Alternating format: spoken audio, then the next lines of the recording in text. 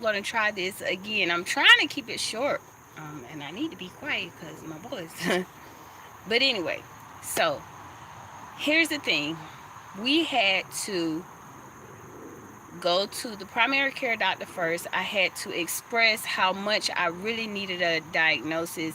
Seems like the doctor sees certain things and would just kind of not even really listen to the parent. I'm with them all the time. So that was kind of frustrating to have to keep telling the doctor, like, hey, I'm seeing some signs, I'm seeing some things, and I need help.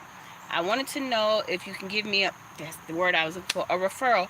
I want to know if you can give me a referral so that I can see if I can get them tested, to see if everything is okay or if they're going to be a little delayed. If so, I want to know now. So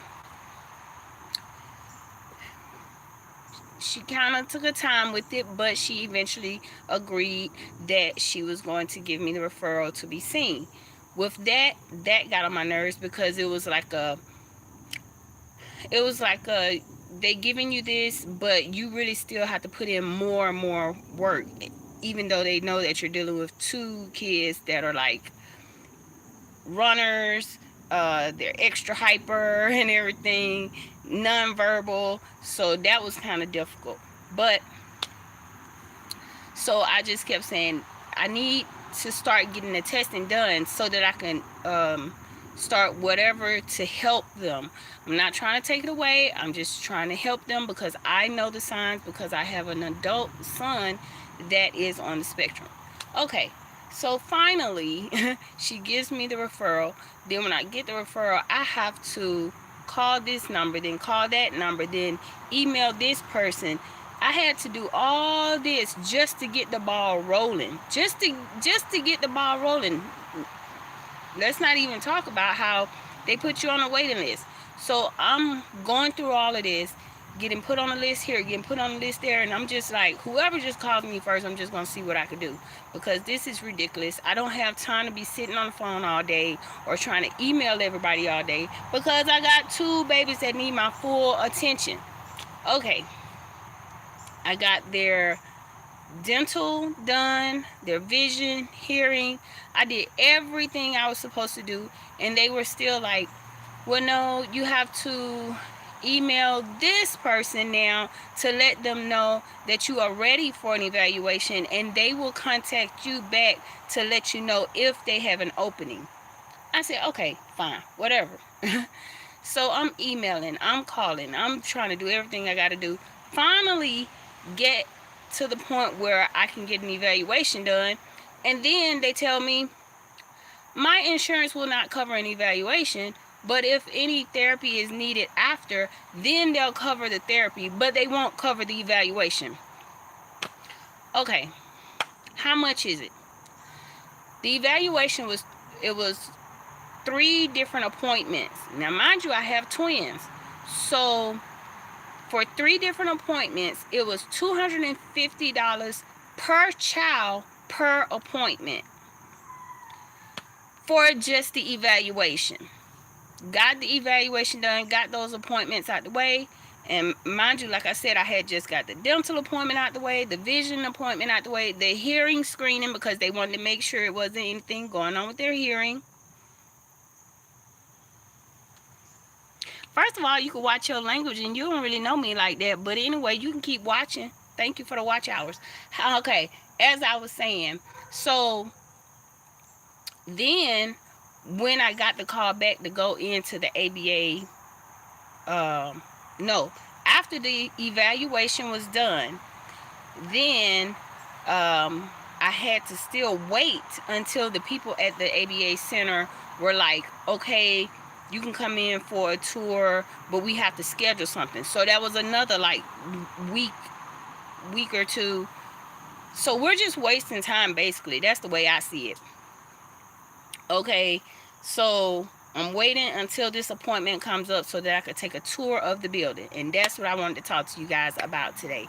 The tour of the ABA Center. Now, I'm going to let you guys know I have heard both the positive and the negative about ABA therapy.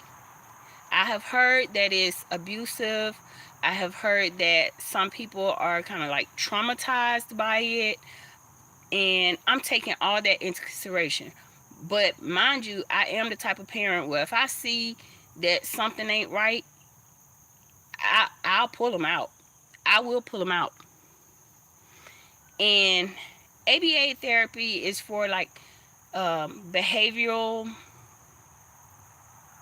I forgot the actual name for it, but they work with kids and young adults that have autism, that are on the spectrum. Some kids are on the spectrum. Some kids just have some other issues, some other diagnoses.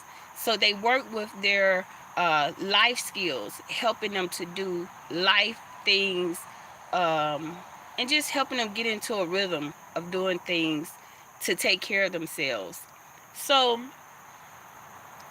and y'all, when I scheduled the appointment to go into this ABA center, all I kept thinking about was some of the YouTube videos I've watched of these young adults that saying they had ABA therapy when they were younger and they didn't like it. So you have a child like that? I have an adult that's 24 years old. He's on the spectrum, and he did not have ABA therapy until he was a teenager. And I feel like if he would have gotten the help earlier, it would have been better. But like I said, he's an adult, so back then they didn't really have as much to go on about autism. People really okay. So back then it was like they would just put them in like a special ed class and just leave it at that. They didn't really try to help them. Like I said, until he became a teenager, then they were like, well, we have this center that you could bring him to for about 2 hours or 3 hours. I think it was like 3 times a week, and they helped him to get better with his day-to-day living, like getting up, washing his face, brushing his teeth, washing his face, making sure he knew how to do little things by himself, like fix himself a sandwich if he got hungry, stuff like that. And working, they taught him how to like unpack boxes, hang things up, clean windows. So I don't know how I feel about my babies going. I have 2 3-year-olds that may be going into ABA.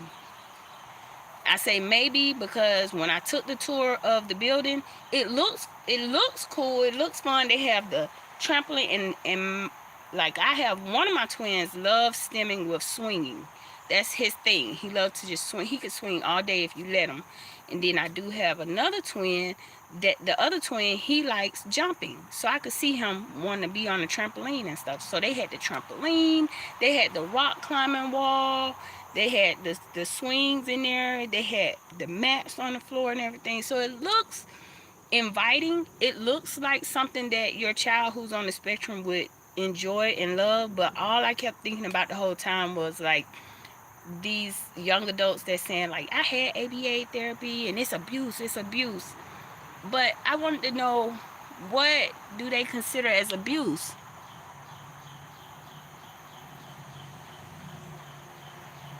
And see, we started the nutrition also.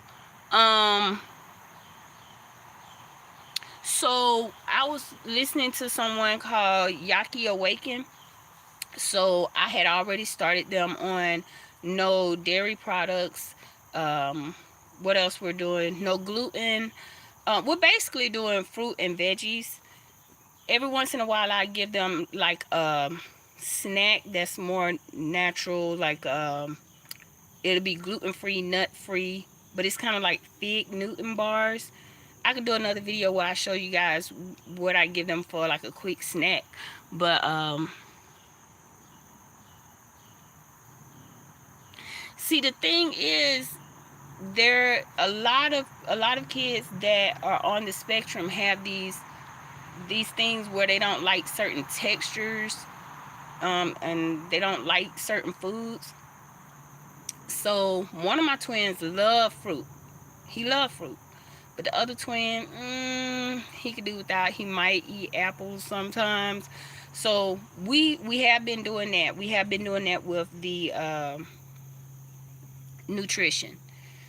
it's kind of hard to get the other parent on board sometimes. So sometimes I will see my husband sneaking them like foods that they shouldn't have.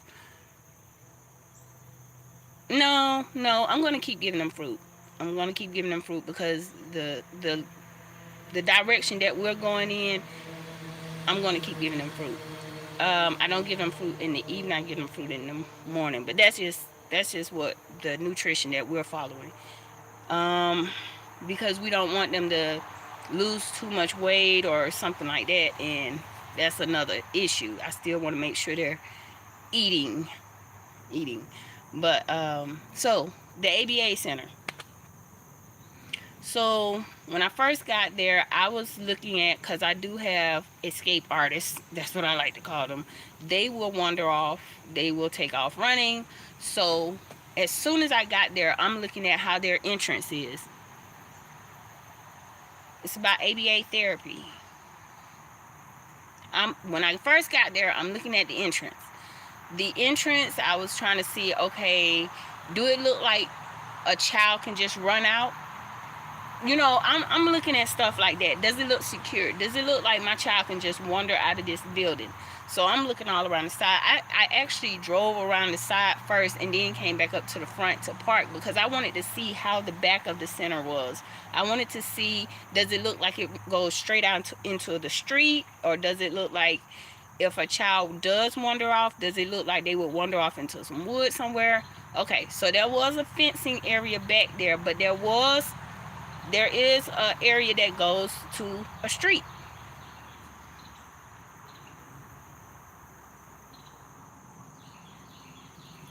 So I go into the building, and once I got in, I was greeted right away. They do have security there as well, so that was a plus. Um, and then that was just like the lobby area. Then I met up with I don't know what this person is like, over the center or whatever. They were very nice, very welcoming, but at the same time, like I said, I'm thinking to myself what I've heard from young adults that have actually experienced ABA therapy. So even though they're smiling, they're nice and everything, the center looks good, and I'm seeing all these, things that I know my boys would love. In the back of my mind, I'm still thinking this could be a front. Like, just keep that in mind. So I took the tour. We went all the way around. I looked at all of the, what they call pods. Each like class area or each room was considered a pod. And they had, like I said, they had the rock climbing wall and everything. They had the little jamboree set. I love it because my boys are just constantly moving. They're always moving. They're always climbing, jumping, swinging. They're kids. And they had another class area that was like more for the older kids. It had like the days of the week and the numbers and colors and everything on the wall. That was good to see, because just because they're in this ABA therapy, I don't want them to just be working on brushing their teeth, combing their hair. It would be nice to know that at the center they'll be doing the same things that I'm doing at home. At home, I work on, like alphabet, phonics, numbers, colors, greeting someone, or not greeting somebody. Yes, I am that one.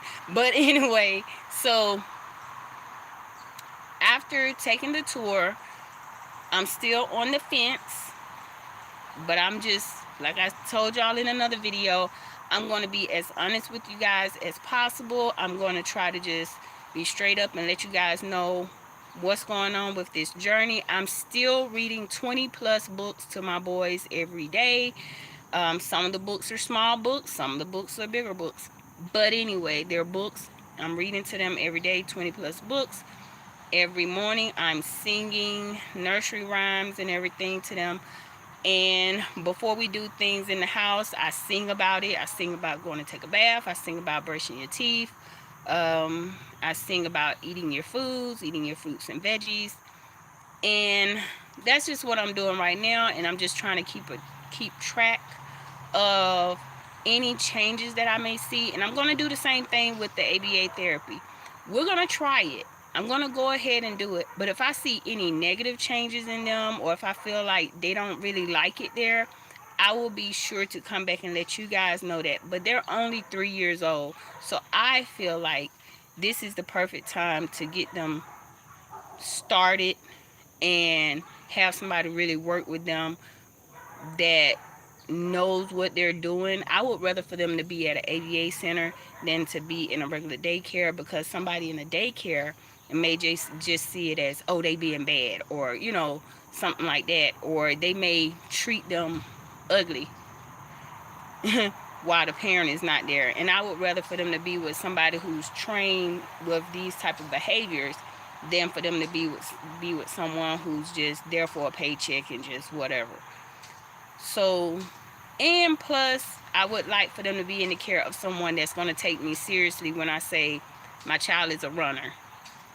I have experienced this where you will tell somebody, with my older child, I have experienced in the past where you'll tell somebody, my child is a runner, and they'll say, oh, he ain't going to do me like that. He just do you like that. And then they're very, passive, and then something ends up happening. We had a big emergency with my son when he was in someone else's care. So I really want to consider this ABA therapy, because I feel like at least they are used to dealing with these type of behaviors, and I would feel safer. I would feel a little bit more at ease knowing that they're with people that understand these behaviors and not just going to write it off. So that's what's going on for now. Like I said, I did take a tour. I love the building. I love the different areas they had. All the people were very nice, very friendly with me. I'm just a little bit on edge because I've been watching a lot of videos where people are talking about how they didn't like ABA.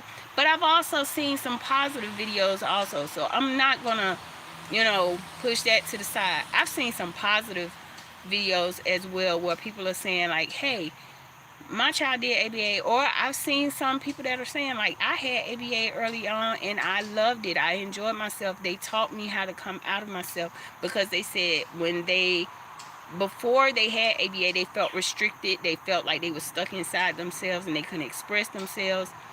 So I've been watching positive and negative reviews about ABA, and I think that's why I'm kind of on the fence. But my boys will be starting soon, and I'm going to be coming to you guys to let you guys know if I like it, if I don't like it, if they seem like they like it, or if they seem like they after I'm gonna give it about a week, and I'm gonna see how their mannerism change. I'm not gonna want them to like fix them or something like that in a week, but hold up. Okay. But I'm actually I'm not going to be looking at if they change anything within a week, but I am going to be looking at my children's mannerism. I am going to check out if they seem like they're a little bit more timid going into the building, or do they seem like they're happy going into the building. I want to see how they interact with their therapist. I want to see their facial expression when their therapist comes out the door. I'm going to be checking all of that. So y'all just stay tuned. I will let you guys know what's going on. Until next time, y'all know how I do it. Gracias por ver. Danke fürs Schauen. Thanks for watching. Adios. Bye.